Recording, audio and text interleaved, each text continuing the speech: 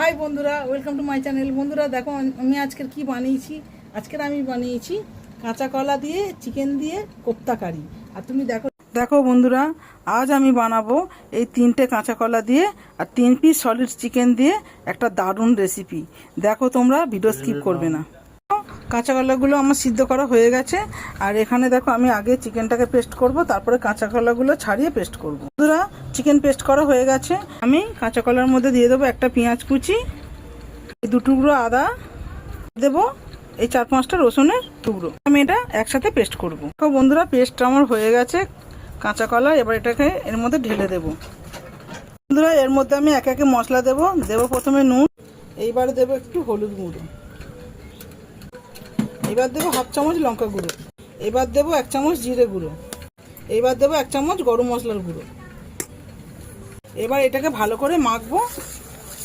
এইবার দেবো এই 1 চামচ কর্নফ্লাওয়ার। আমি এইগুলো ডিপ ফ্রাই করে নেবো পকোড়ার আকার দিয়ে। দেখো বন্ধুরা একদম লাল লাল করে ভাজা হয়ে গেছে। দেখো সব কোপ্তাগুলো ভাজা হয়ে গেছে।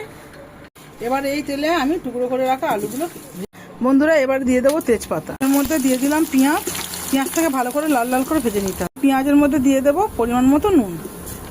পেঁয়াজ লাল লাল হয়ে গেছে। এবার আমি দেবো টুকরো করা টমেটো, দেবো আদা রসুনের পেস্ট। এইবার এটাকে ভালো করে কষাতে হবে। দেখো পেঁয়াজ টমেটো সব গলে গেছে। এবার একে একে গুঁড়ো মশলাগুলো দিয়ে দেবো। প্রথমে দেবো হলুদ গুঁড়ো, এবার দেবো 1 চামচ লঙ্কা গুঁড়ো, এবার দেবো 1 চামচ জিরে গুঁড়ো, এবার দেবো 1 চামচ ধনে গুঁড়ো, এবারে দেবো অল্প একটু জল। এইবারে মশলাটাকে আরেকটু ভালো করে কষাবো 2 মিনিট। এবার দেবো 100 গ্রাম টক দই। দেখো মশলা একদম কষানো হয়ে গেছে আর তেল ছেড়ে দিয়েছে। এইবার দেবো 1 চামচ গরম মশলার গুঁড়ো। এইবারে দেবো ভেজে রাখা আলু। এইবার আমি এর মধ্যে দিয়ে দেবো পরিমাণ মতো জল। জল দেওয়া হয়ে গেছে। এইবার আমি একটু চাপা দেবো, আলুগুলো সিদ্ধ হবে। এইবার আমি কোপ্তাগুলো দিয়ে দেবো, কেন কোপ্তাগুলো একটু রসটা আনবে।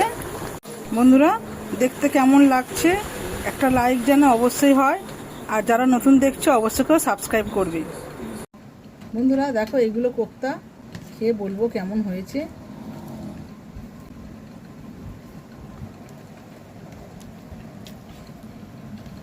দারুণ হয়েছে, মনেই হচ্ছে না যে এর মধ্যে কাঁচা কলা আছে।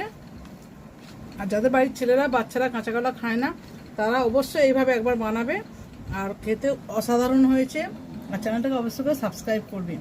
দেখা হচ্ছে পরের ভিডিও। আর বন্ধুরা অবশ্যই করে একটা লাইক